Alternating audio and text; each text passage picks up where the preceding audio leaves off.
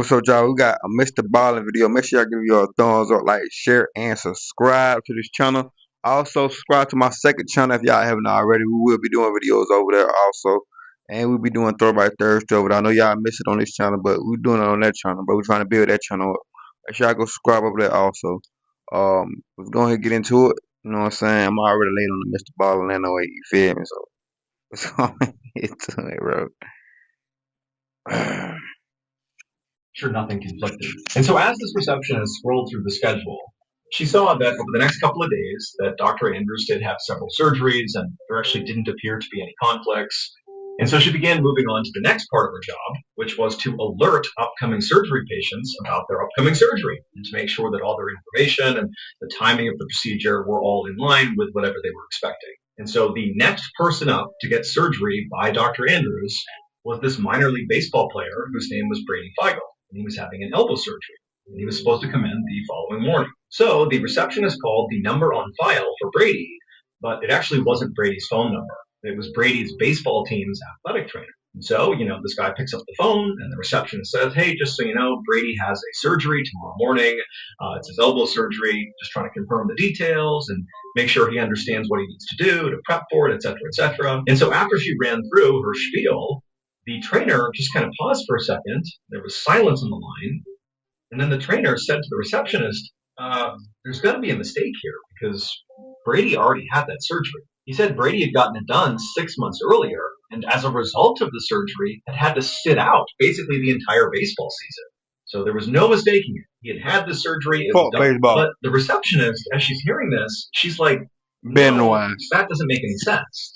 Because the receptionist actually remembered Brady Feigl. He had come in recently for his consultation for this elbow surgery, and he was a really unique looking guy. I mean, he's 6'4", he had bright red hair, a big beard, and also he is a professional baseball player. Like, this is a unique guy that's coming in for a unique surgery that's related to baseball. And so the receptionist is like, no, like, he came in recently for his consultation. He still needs the surgery. I'm sure of it. And so what ended up happening next is the receptionist and the trainer started going back and forth, kind of trying to describe Brady Feigl to make sure they both were talking about the same person. But of course they were, because how many 6'4", professional baseball player pitchers with this particular elbow problem that were coming to this clinic for an elbow surgery were there? Like, this had to be the same guy. But how could they both be right? That the trainer's saying, well, my Brady Feigl already got it done. And the receptionist is like, no, he's scheduled to come in tomorrow because I had a consultation with him a couple of days ago. Like, they couldn't both be right, but they couldn't understand how this could be possible. But the explanation for this that they did eventually figure out, you just have to see to believe. It would turn out the receptionist and the trainer were both right. Dr. James Andrews was scheduled to perform an elbow surgery on a 6'4", red-haired, big-bearded minor league pitcher named Brady Feigl the following morning. And Dr. James Andrews had also performed the same surgery on another 6'4", red-haired, big-bearded Brady Feigl, who also was a minor league baseball player, also a pitcher who hurt his elbow months earlier. There were literally two Brady Feigls that didn't know each other, that looked the same, did the same sort of really unique job, minor league baseball player, that also went to the same clinic to get the same surgery at roughly the same time.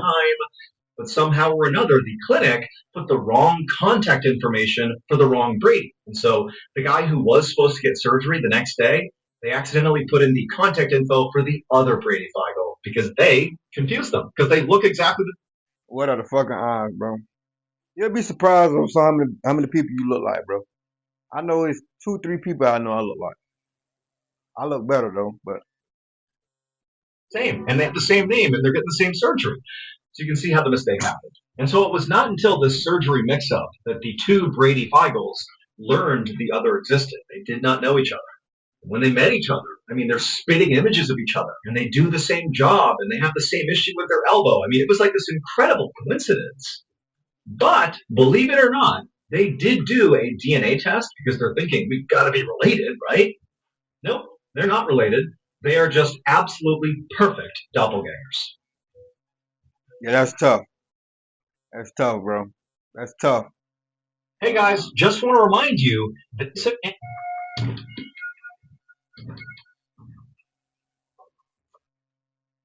Around 1:30 p.m. on January 4th, 2020, a 25-year-old woman named Stav Harari and her boyfriend, whose name was Dean Shoshani, looked out the window of their apartment, which was located in Tel Aviv, Israel.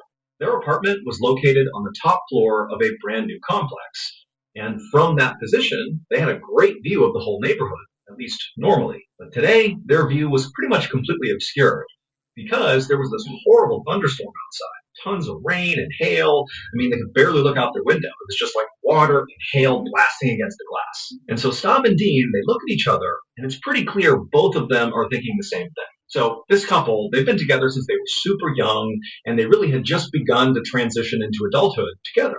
And so in this transitional time, they were just starting to make real money, but they really didn't have a lot of money.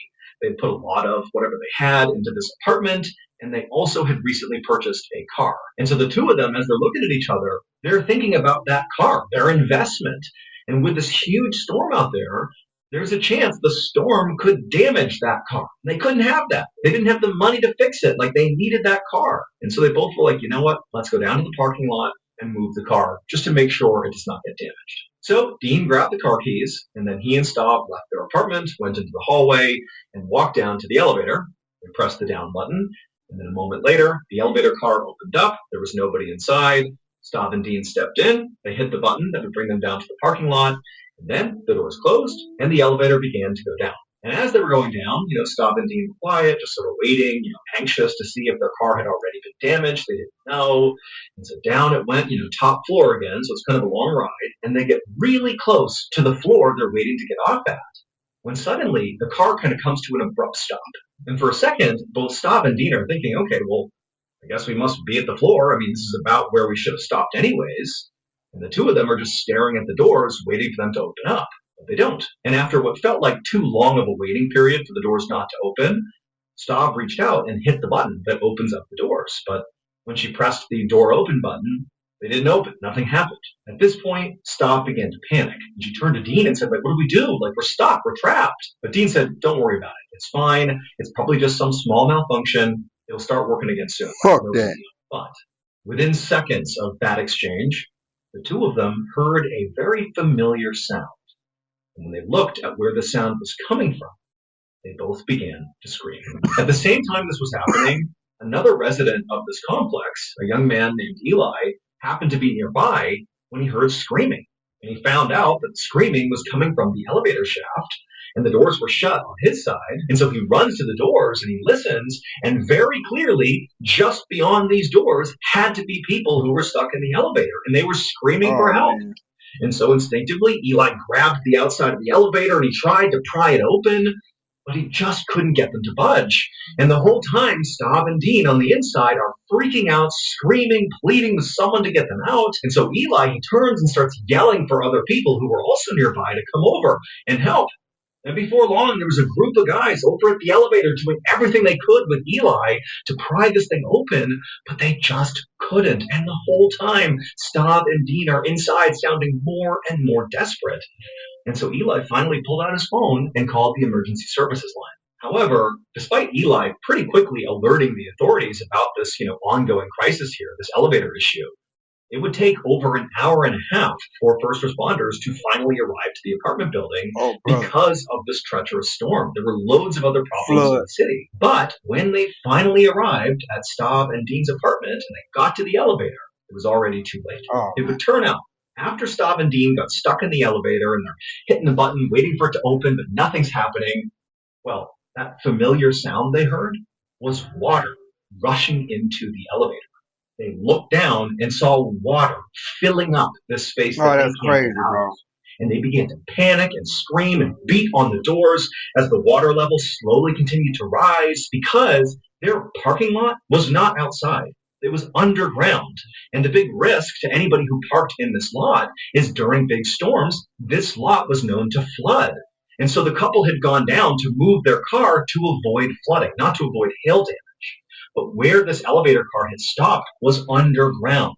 And so the parking lot did begin to flood, and that water found its way into the actual elevator. Damn, And so man. Eli and those other people who were nearby who went over to the elevator and tried to open it, they were also standing in water. They were very well aware of the fact that if they couldn't open these doors, Stav and Dean are going to drown. And Eli, he didn't call the emergency services line once and call it good. He called 16 times because he's watching as the water is rising and rising and no one's shown up yet. And so eventually, Eli and the others, they had to abandon the elevator and basically swim out of the parking garage as they're listening to the sound of two people, Stav and Dean, still trapped inside of the elevator car. And so as they swam out of the parking garage and no first responders arrived, they knew what had happened. Man. Clearly, They they were drowned, going to man. drown. And so they listened to those That's screams crazy, until they dog. stopped. No And way. then finally, first responders showed up. And when they got there, they literally had to use scuba equipment to dive down the elevator shaft, Damn. which by this point was totally submerged. And then when they reached the car, they had to cut a hole in the ceiling. And then they pulled Stav and Dean out. And even though they rushed them to the hospital, unfortunately, they both had already died. R.I.P. man. Not gonna lie, the police need to have boats or some shit, man. Like some shit like this, like floods and shit, bro. Y'all supposed to be having float boats and all type of shit. Like I know China got all type of good shit. If they get a flood or somebody get stuck in the building, they on their way to them people. We gotta do better, man. We gotta do. I mean, well, that one ain't in the U.S. I'm tripping. My bad.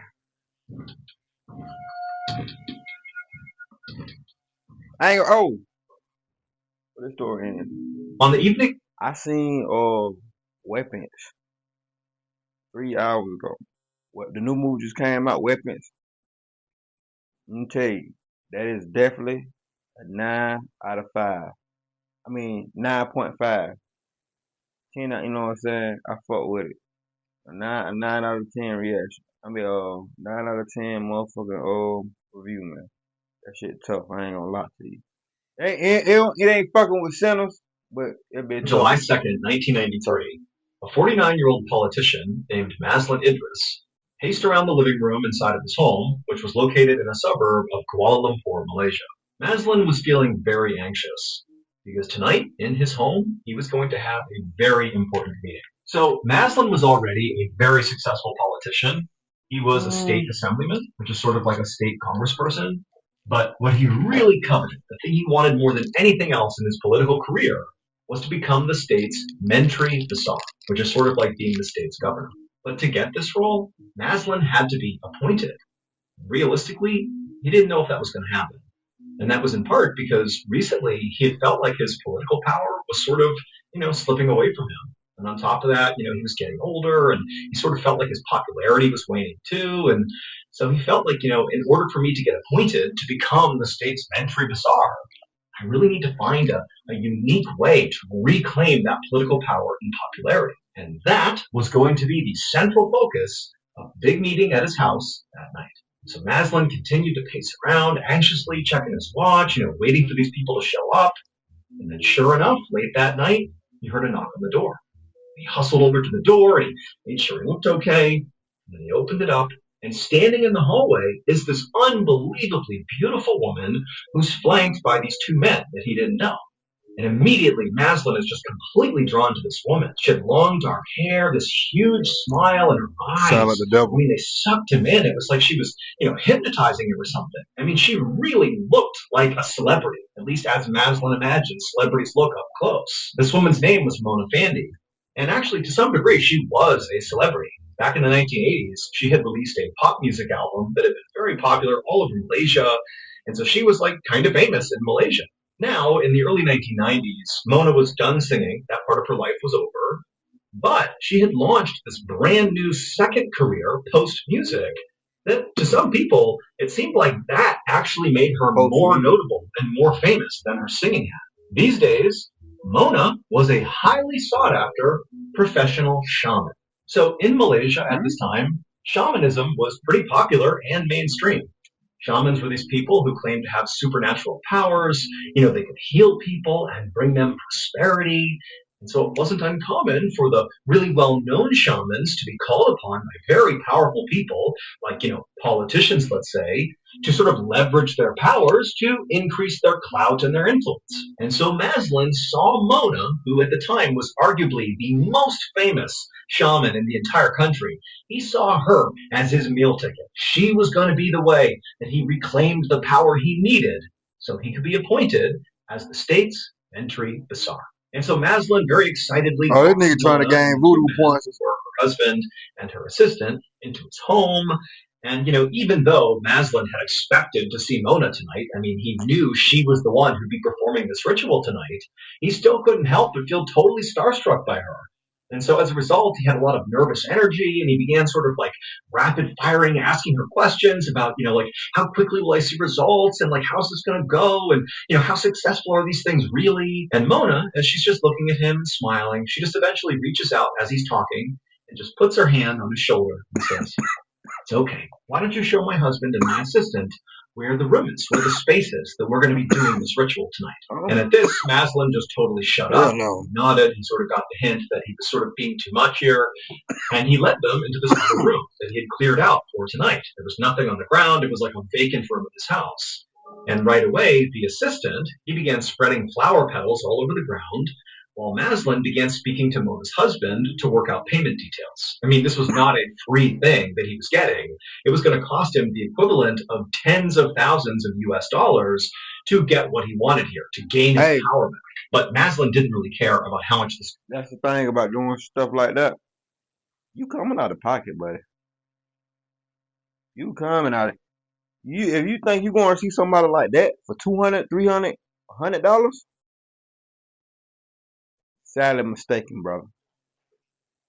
And it's gonna work. Cost in money, because to him, it was That's all absolutely. I'm saying. And so once the payment details were handled, Shit, and I need to Maslin go was, see somebody. ready and the assistant had finished putting all the flower petals out, Mona walked over and told Maslin to come with her. So he I'm followed just Mona and they kidding. went into the ritual room that again is covered with flower petals, and she told Maslin to lay down on his back in the middle of the room. So he did that. He lay down and he's looking up at Mona, and her assistant and her husband are off in the background. And Mona's got that big, dazzling smile, and she's staring right at him. She says, close your eyes and clear your mind. And all I want you to do is just focus on your desires for the future. What riches do you want to come to you? And focus solely on those. And so Maslin did this. In his mind's eye, he pictured himself becoming more politically powerful and more popular and landing the job of his dreams. And he's sort of narrating what he's saying out loud. And Mona's telling him, good, good, keep going, keep picturing those things. And then at some point, she's like, look, I want you to picture riches raining down from the sky on you, sort of symbolizing you getting these things that you want. And so Maslin did that, and he began picturing the gold and the silver falling from the sky, landing on him. And he's narrating what he's feeling and seeing. And at some point, he was so fixated on this idea of riches coming from the sky that he swore he could literally feel the gold and silver actually hitting his body. And at that point, when he was actually feeling something, is when the ritual was done. A little over a year later, on September 12th, 1994, the famous shaman, Mona Fandi, glided her way through a crowd of photographers on a street just outside of Kuala Lumpur. Mona was dressed to the nines. She had red lipstick on, her hair was all styled up, she had beautiful clothes on, and, as she maneuvered through the crowd, she sort of feigned like she didn't want the attention, but she totally did. So it would turn out the ritual that she had performed on Maslin a year earlier had made Maslin incredibly famous. And in turn, it had made Mona even more famous than she already was. And so the paparazzi, they were desperate to get a photo of her because of her unbelievable fame. And for Mona, even though she acted like what she really cared about was being a I need to go shaman, see Mona. helping people achieve their dreams and to heal and gain in prosperity, even though that's what she would say, the truth was, ever since she had that big hit, that pop music album that had launched her into the stratosphere, ever since then, she had been chasing fame, and now she had really nailed it. I mean, she was like an icon in Malaysia. And so, as she maneuvered past the paparazzi and everyone's clamoring to get her attention and to get her photo, she thought to herself, my plan has worked perfectly. Except, it's important to understand that, Mona wasn't really famous as much as she was infamous. And it really stemmed from that ritual she performed on Maslin. Because what she did to Maslin is she actually just ritualistically executed him. Except it would turn out Maslin wasn't even her first victim. He was her eighth victim, at least as far as we know, Never and she was mind. caught after she killed Maslin. When Maslin was laying in that I don't need to go see her. I was just playing. room and the ritual going on, and he's being told to picture all these, gold coins and silver bars raining down on him. Well, while he was doing that, and critically, he had his eyes closed, Mona grabbed an axe, raised it up, and brought it down into the middle of his chest. And so this ritual murder was designed to lead to somebody getting more power and more fame, except that person was not really Maslin, it was Mona. I mean, Maslin did become extremely well known for being Serial the killer. victim of Mona, but it was Mona who suddenly was the talk of the entire country. I mean, she was all over the news, and she was beautiful. And so it's like this crazy Not really. dichotomy of this unbelievably attractive woman who's also a serial killer. I mean, this is the stuff who's also a serial killer. I mean, this is the stuff that just makes the news over and over and over again. And Mona loved it. And so when Mona was walking past that crowd of paparazzi and they're all taking photos of her, that was actually her walking to her murder trial. Every day she would basically That's tough. treat that walk up the steps to her murder trial as like her personal red carpet. All the paparazzi taking her photo. She'd dress up in these lavish outfits and smile for the cameras on her way to be tried for murder. And then ultimately, she was convicted of it and sentenced to death. But she was totally unfazed because for her, again, it was all Oh, about she crazy, gaining this crazy. incredible notoriety, and she had succeeded. It was like the She ultimate crazy, bro. shaman move, and she had done it. On the day of Mona's actual execution, she was going to be hanged along with her assistant and husband. They too were found guilty. On her walk to the gallows, we have all these reporters and all these photographers, and she's still flashing smiles and treating it again like it's her own personal movie premiere. I mean, she didn't care at all that she's literally about to be killed. That's And then tough, bro. literally her final words as the noose is being put around her neck were, "I'll never die." Oh, that's sick. R.I.P. to the victims, bro. That just wanted money and shit, bro. But truth be told, they shouldn't have been trying to do that shit anyway. I ain't gonna lie to y'all. They shouldn't have been trying to do that shit anyway, bro. Second story sad. You know what I'm saying? With them drowning and so on, so on. Unfortunate that happened. You know what I'm saying? It's. I wish there were more ways they can make. You know what I'm saying? That rescue more people lives, like in hurricane storms and shit like that. But you know what I'm saying? At the end of the day, people gotta protect themselves too. You feel me? So that being said, see y'all when I see y'all. Oh, the first story was crazy too with the twin brothers. Well, double gangers. You know what I'm saying? That's crazy because everybody got double gangers. I know I got a couple double gangers out there. I ain't gonna lie to you. They ain't got same names and all. You feel me? That's the crazy part. That's for a whole nother time. That being said, see y'all when I see y'all. Stay safe, stay humble, stay out the way. Love y'all. Let's ride, nigga.